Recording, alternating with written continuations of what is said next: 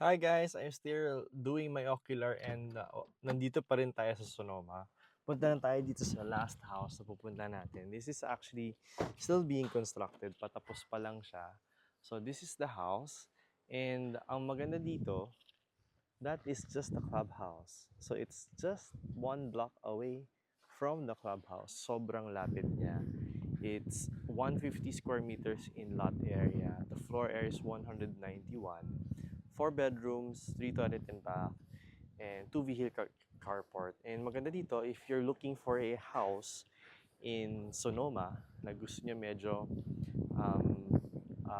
okay yung price, hindi ganun kataas. Kasi ang going rate dito is you're looking at 20 to 25 million. Ito, nasa 18 million lang siya.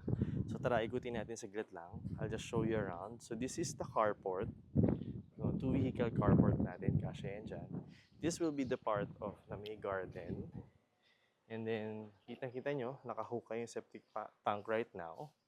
So tara, pasok tayo. Wala pa masyado makikita. Siguro mga 75 to 80% pa lang siyang patapos. But let me give you a tour. So this is yung living area natin. And ito yung dining area natin ngayon. As you can see, nakikita nyo na yung mga metal fairings. Lalagyan na siya ng ceiling. And then magkakaroon tayo ng kitchen area dito. Letter L-shaped na counter siya. And then may overhead cabinets din siya. We have a garden at the back. So ito yung ating common toilet. And then isang room sa baba. So tara, akyat tayo dito sa second floor.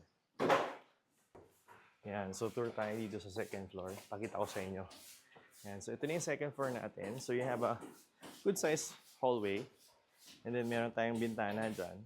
This is yung bedroom natin sa second floor. Maluwag siya. Magkakaroon ng sariling cabinet yan. And then ito yung ating common toilet. Napakaluwag yan, guys. Magtatag ako ng video ng kagaya ng gawa nito kasi this is actually a builder that I'm handling na fortunate enough, nakabenta na tayo. So this is the master toilet, master bedroom na may sariling walk-in closet. Here's the walk-in closet. Yan, maluwag yan, spacious. And then ito din naman yung master toilet na. So if you would like to get yung floor plan ng bahay na to in our artist perspective shots nito, kindly just message us sa contact information na nandyan sa comment section or nasa description box. Bye guys!